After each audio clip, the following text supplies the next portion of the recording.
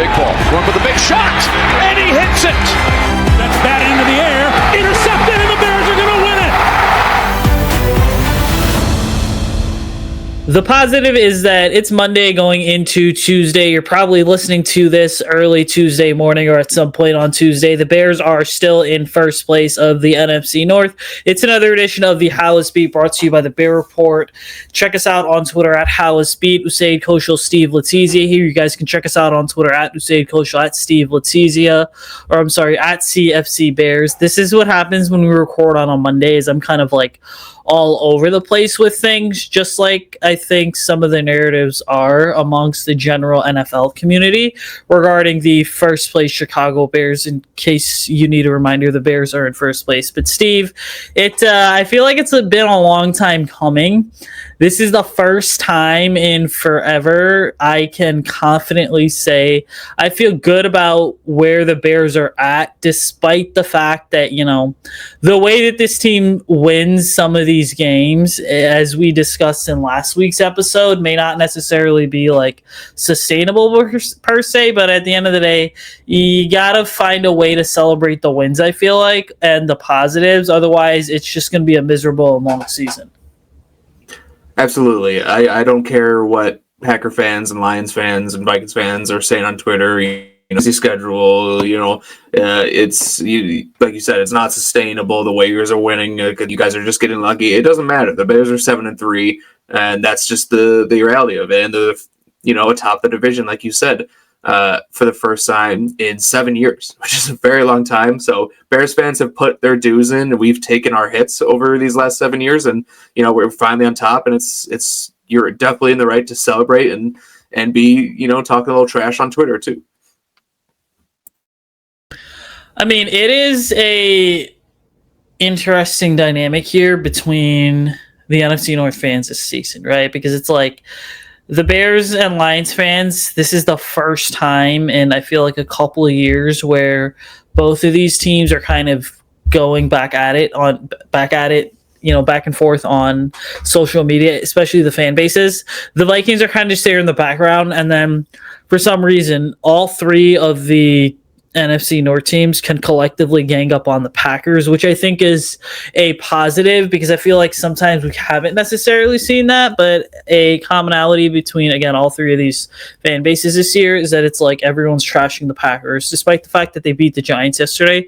But that's, I guess, a whole other thing, because, I mean, they had to come from behind and beat the Giants, and the Bears, came from behind and beat the Giants, but I'd be a lot more confident if I was an NFL fan, and I had to pick, hey, is how the Bears beat the Giants versus how the Packers beat the Giants. I would definitely pick how the Bears did it because it's such a young roster. But speaking of all that, dude, Luther Burden was a starter for the first time all year yesterday. Stepped in. Obviously, he had a big drop at some point in the game there, which was unacceptable, I think. But I thought we saw a lot more of Mizzou Luther Burden in this game than we have in any other game.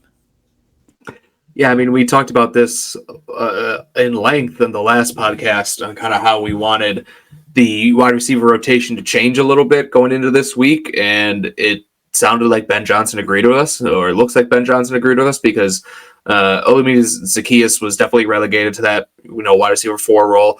Luther Burden, like you said, got the start, got a majority of the snaps, played a lot of times. I think he might have been, towards the top. I think he might have been an outsnapped DJ Moore. I don't know if that's actually true, but he got a majority of the snaps. He was clearly a bigger part of the rotation, and he did play well outside that drop. That drop was, like you said, unacceptable. It was just not a good drop. It would have been a huge play for them.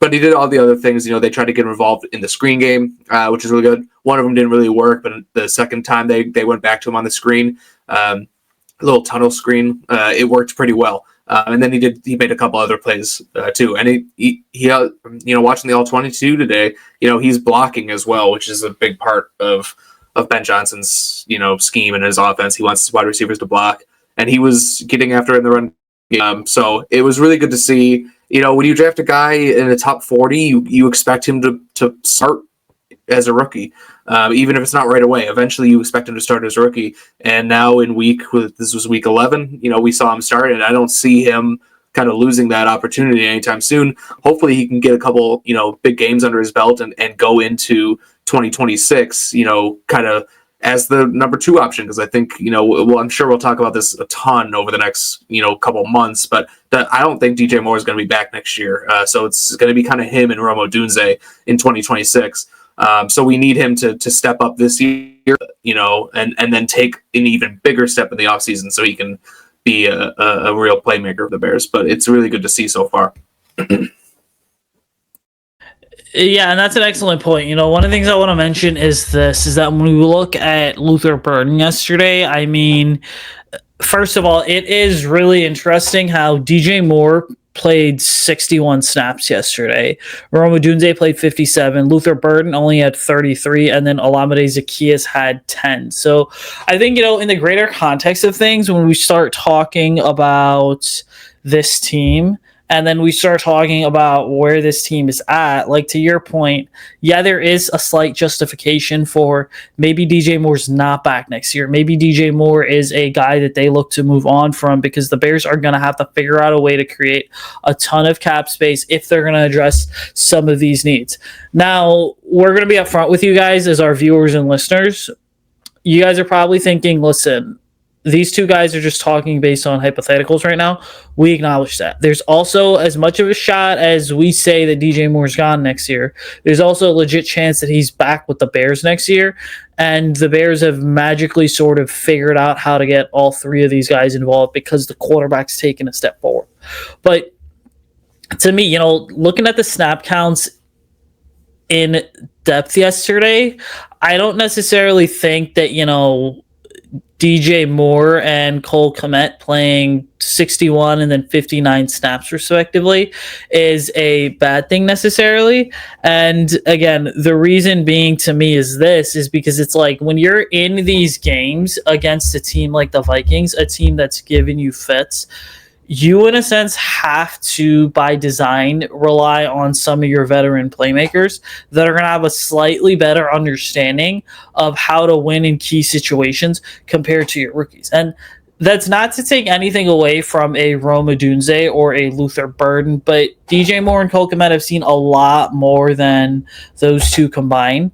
And so it makes sense that their snap counts are much higher. But I also think that, the snap counts being higher was by design because we've heard Declan Doyle and Ben Johnson essentially mention that, well, the snaps week to week are going to vary in terms of who we're playing, what our game plan is, and how we plan to attack the opposing team.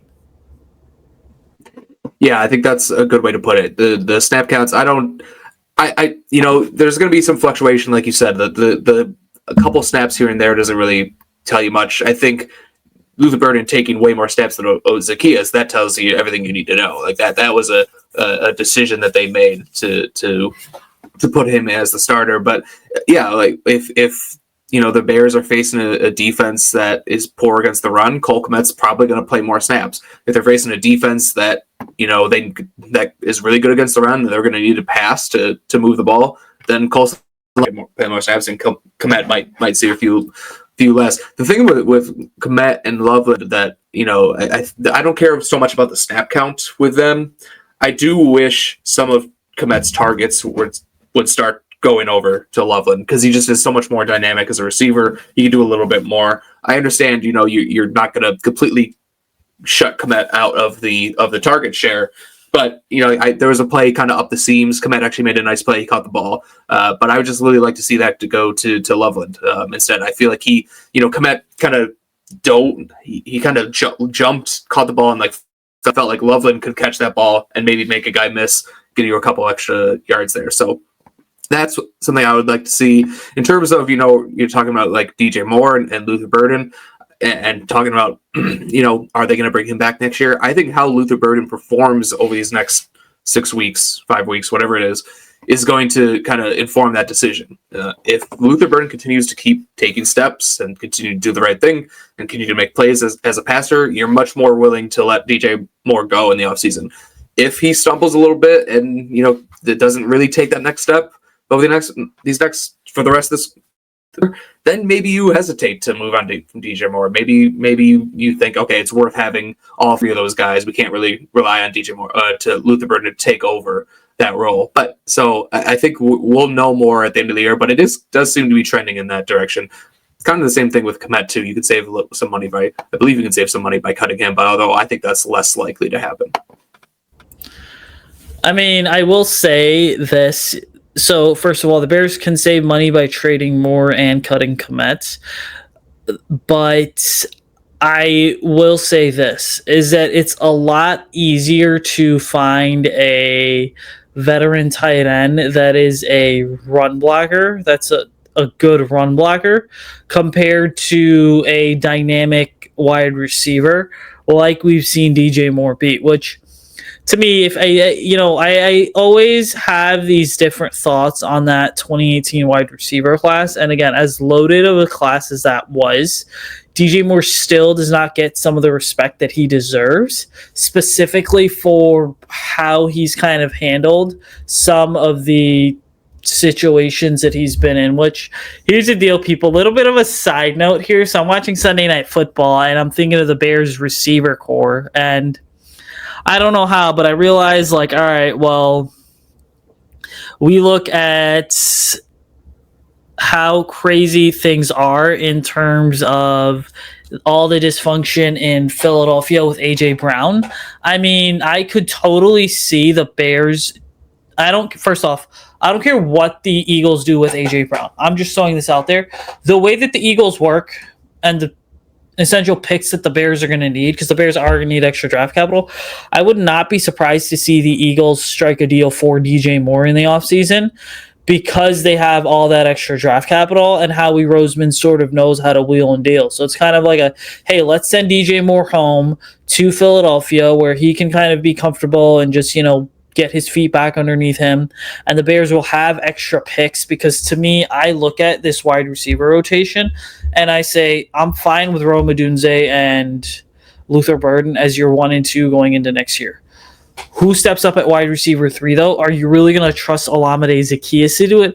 Or do you go and draft a guy to kind of develop in that wide receiver 3 spot? I think it makes sense to, like you said, with the Eagles, DJ Moore, that's a possibility. I think your wide receiver 3 spot could potentially be Zaccheaus or another vet like that, or maybe like a later round draft pick, because I think you're going to expect Colson Loveland to be that third option in the pass game. So you don't really need to rely on your third receiver as much, because he's really your fourth option, in the pass game. But I think, to be honest, I think wide receiver still, to me, especially if they get rid of DJ Moore, is still kind of a need. I would like to bring in someone with more speed. I think that's really what this offense is missing.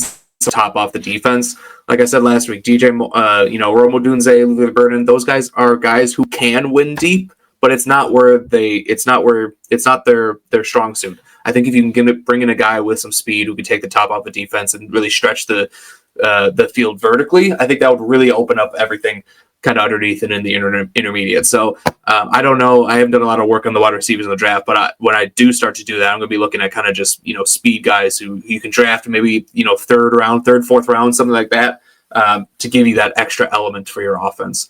I think that's something that they very desperately need.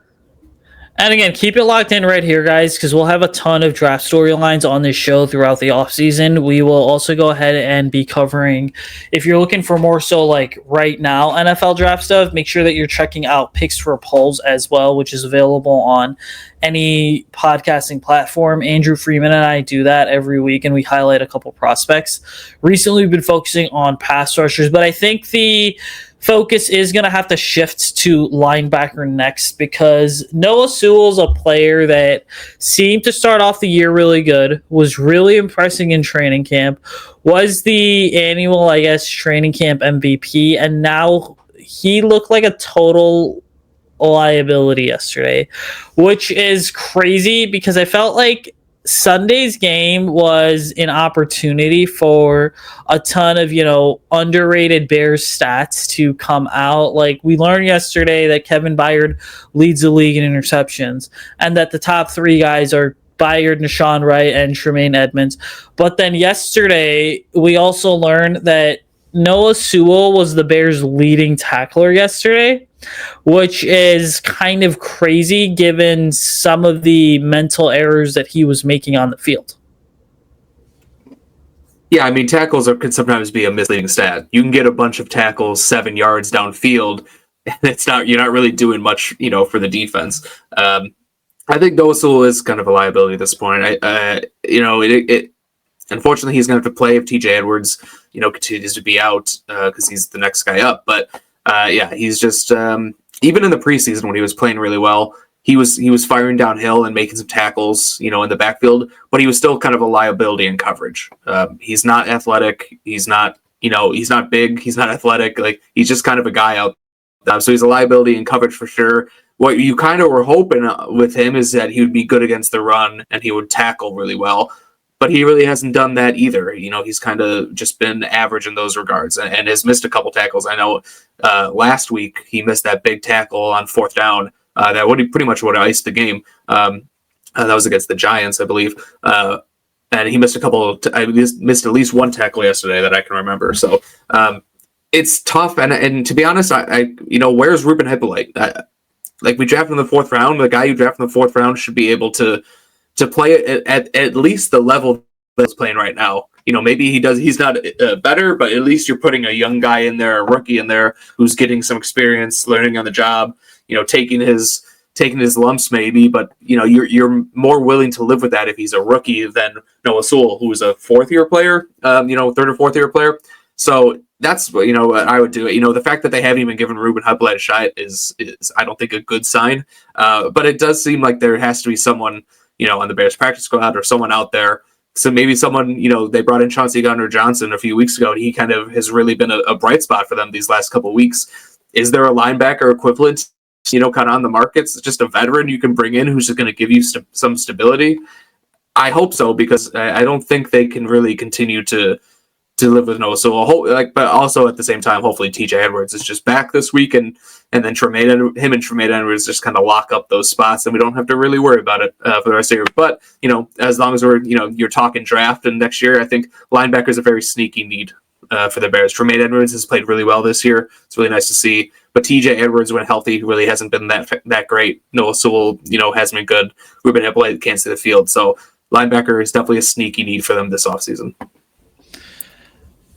I am glad you mentioned it because I believe it was my August or September 2026 mock draft where I said it might be time for fans to start getting familiar with Alabama linebacker Deontay Lawson.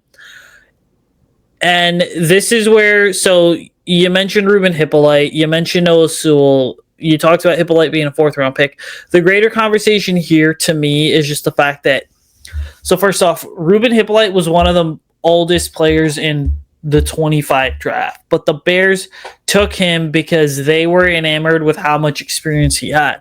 So they're betting on all this experience. And I remember Francis St. Paul telling us at Halas Hall over draft weekend, basically saying, listen, he's a guy that slipped through the cracks, a guy that a lot of teams are not necessarily going to be high on. Again, I'm paraphrasing here, but St. Paul also did mention that the Bears were essentially attracted to his experience. And to me, that really starts to bring into question here, because Hippolyte started more games than Noah Sewell did in college. Why specifically are we not seeing Ruben Hippolyte more? Because it's an issue to me as we kind of look at this team. Like, we knew going into the year some of the depth on defense was going to be a problem, but we didn't anticipate the Bears being as injured as they were. And so that all has led to this kind of snowball effect of a conversation in terms of, well, you don't really know what you're getting out of Noah Sewell week to week, even though he is a guy that, to be honest, this is his 3rd year, and it's like his first 2 years he was sitting behind Jack Sanborn. So the Bears have him this year. They have him next year. So hopefully this is kind of just like a super raw player that the Bears are gonna try and develop going into next year, but also you would hope that he's taking the steps needed, because it's not like TJ Edwards has been super healthy all year anyway. Yeah, I mean, I just pulled up Ruben Hippolyte's college, snap totals and everything, and this is a guy who started 4 years in college in the Big Ten, not a small school, 4-year starter in the Big Ten, 24 years old. He turned 24 years old in September. That's a guy that you should be able to expect to play as a rookie and not kill you. So the fact that the Bears aren't even going to give him to do that just tells me I think they kind of already realized they made a mistake, and it's frustrating because when he was drafted, kind of everyone was like, he was like, who the hell is this guy? Like, that was a bad pick, and I'd hate to write a guy's career off after 10, 11 weeks, but it does seem to be trending that way, and because of the reason you said, like, this is a guy who you would expect to be able to play right away, at least, get some snaps, and they're not even, most of the time he's a healthy scratch. And when TJ Edwards is back, I'm sure he will be a healthy scratch. So it's a little frustrating that, tried to be the smartest guy in the room there instead of just making, the right pick and picking a guy who can see the field in year one.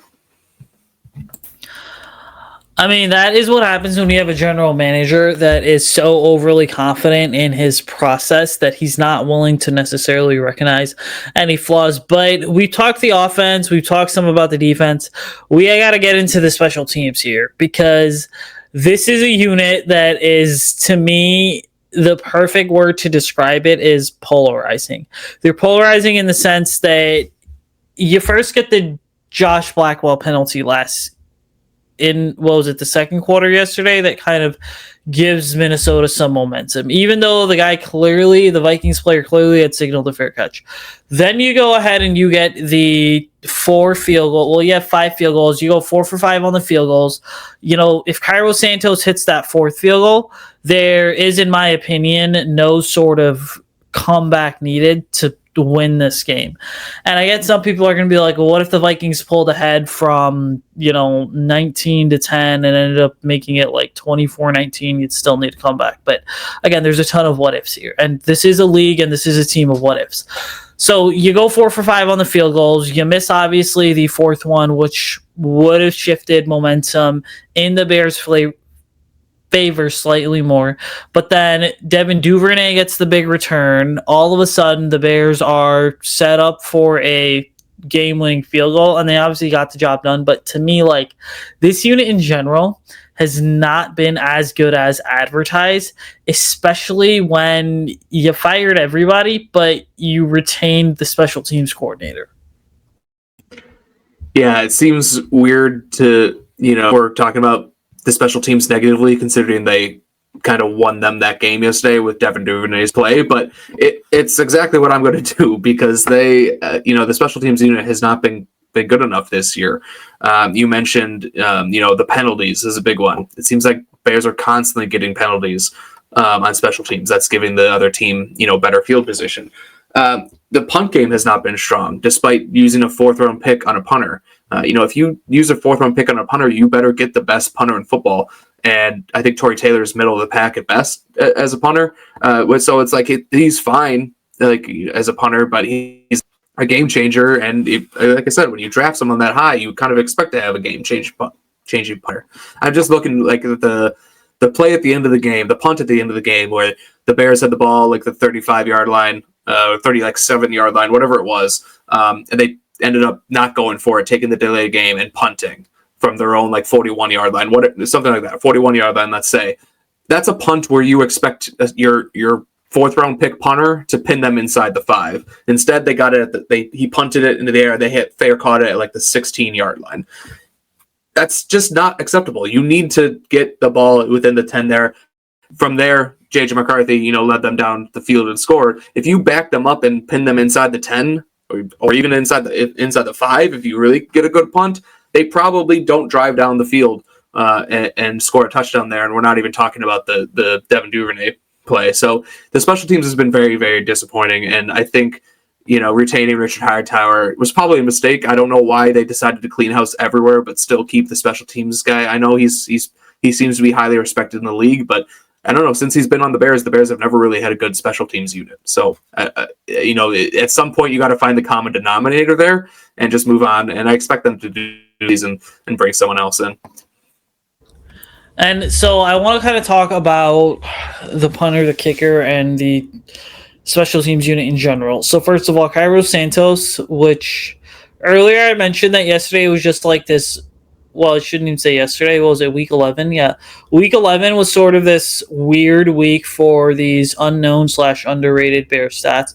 Another unknown/underrated stat popularized by Mr. Kevin Fishbane of The Athletic is that Cairo Santos now holds the Bears franchise record for most 50-yard field goals made, which is obviously the Bears franchise record, which is, a cool thing and all that, but I struggle to understand the lack of impact that this special teams unit has had on games, because that's the one area of the roster where they've had a ton of continuity. And what I mean by that is it's like Richard Hightower's been here for forever. Cairo Santos has been here since the Matt Nagy days at this point. They haven't necessarily replaced him. Then you look at the punt returner. I get Devin Duvernay he's in his first year with the team, but it's also like you drafted Duvernay. Well, I'm sorry, not you drafted. You brought in Duvernay, and you're giving him a roster spot at the expense of another true wide receiver because you believe in his punt return abilities. And so it's like the Bears on the edges in terms of the punt formation with the Gunners. They are just for some reason not fast enough when it comes to getting down the field and making those key stops that this unit so desperately needs. But I also think that you look at Torrey Taylor and the hang time. The hang time isn't necessarily the best in the league, which, a little bit of a side note here, it's been a couple of years since Fox and CBS have shown the hang time numerical stat on the TV screen. We haven't seen that in forever, but it's like the hang time really hasn't been there for Torrey Taylor. Yeah, Torrey Taylor, he's just not that. I mean, like I said, he's probably a middle of the pack punter, maybe even below that. So it's just frustrating that you didn't get a better punter, with a 4th round pick. And with the personnel you talked about too, the Bears signed this offseason, they re-signed Travis Homer and they re-signed Josh Blackwell to decent contracts for special teamers, a couple $1 million each. So it's not like they haven't invested in that as well. They've invested in their kick coverage units and their punt coverage units. So you would expect it to perform a little bit better with how much money they put into it, how many resources they put into it. And then with Cairo Santos, he's a fine kicker. He makes majority of his kicks, but he made a 54-yarder yesterday. I think that was his longest as a Bear.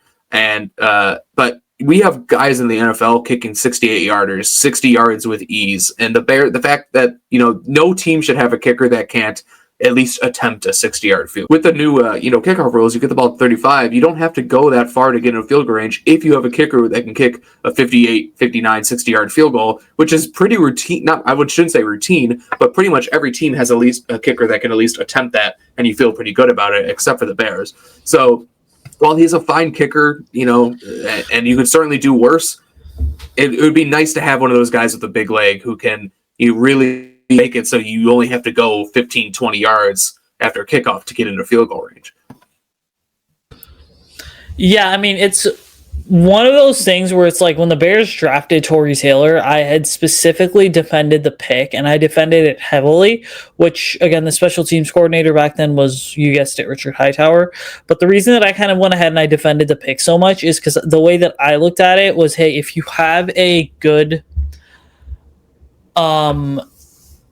defense and you have a good punter that can consistently pin teams inside the 10 to 15 yard line, you are basically making offenses drive the length of the field. So it's like an indirect middle finger every single time in terms of like, hey, we're going to go ahead and we're going to out punt you, and you're going to have to drive the length of the field whether or not you like it, and our defense is going to be okay with that every single time. But the other part of special teams that makes this whole thing so polarizing to me is it's like you've given your return duties to Devin Duvernay because you signed him in free agency. You talked about how Josh Blackwell and Travis Homer are still on the roster. At this point, outside of the one big return yesterday, we really haven't seen a ton from Duvernay. And I'm starting to think that maybe, just maybe, signing Duvernay was a waste of time anyway, because Travis Homer has excelled as a returner on special teams as well. And also, why don't you just have Luther Burden back there? Like, you could have just done that. Like, he's a great run after the catch guy. He can make guys miss. He's fast. Like, just put him back there, especially earlier in the year when Burden was kind of, lower in the totem pole in the wide receiver rotation. Like, I don't understand why he wasn't our main kick returner. I know he had a couple, but you don't need to waste a spot on a guy like Duvernay who's older and he's clearly lost a step since he was an all-pro kick returner a few years ago. So to me, it just doesn't make a lot of sense. And why not just use your rookie wide receiver who you want to get the ball in his hands anyway? That's just another avenue to get the ball in his hands. I mean, I am going to be honest and upfront with you. I understand where you're going with Luther Burden being back there, but we don't want another Tariq Cohen all over again. Like, to me, I've shown up and covered this team at training camp multiple times. There's one year I saw Eddie Jackson back there returning punts. Granted, never happened in a game. I've seen guys like Tyler Scott do it. I'm pretty sure Rome Odunze was doing it as a rookie in training camp. But I would not want Luther Burden back there, especially because of the discussion we just had of, like, if we're going to go ahead and start to see this progression from Luther, it has to be, you can't give him, the punt return duties to handle, because there's other guys on the roster that can kind of serve that role, in my opinion. I mean, he's still our wide receiver 3. I mean, he's still our wide receiver 3. I think you could easily give him, some kick return duties. He's not small like Tariq Cohen. Tariq Cohen was, 5'6", 180 pounds. Like, Luther Burden's 6 foot 210. Like, he can take a hit or two. I'm not saying they necessarily need to do it, but I just think you want to get the balls in your playmakers' hands. Then with the new kickoff rules, it's opening up lanes pretty consistently. So if you get a crease, you can get a big gain, or even take it to the house. So I'm not saying they need to do it. I certainly understand the concerns that you're bringing up. You don't want to get a young player injured. Like I said, earlier in the year, Luther Burden was not seeing the field as much. Like, why wasn't he the kick returner at that point? He clearly wasn't a big part of your offense. Get the ball in his hands a different way. And now that he's getting a bigger role, I understand not using him, anymore. At least not, as your every time kick returner. But I think it's something they could still do.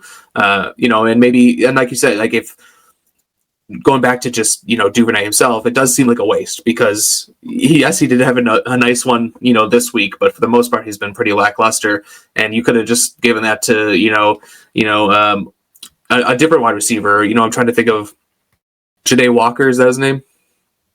The other wide receiver, they could have had him do it. So.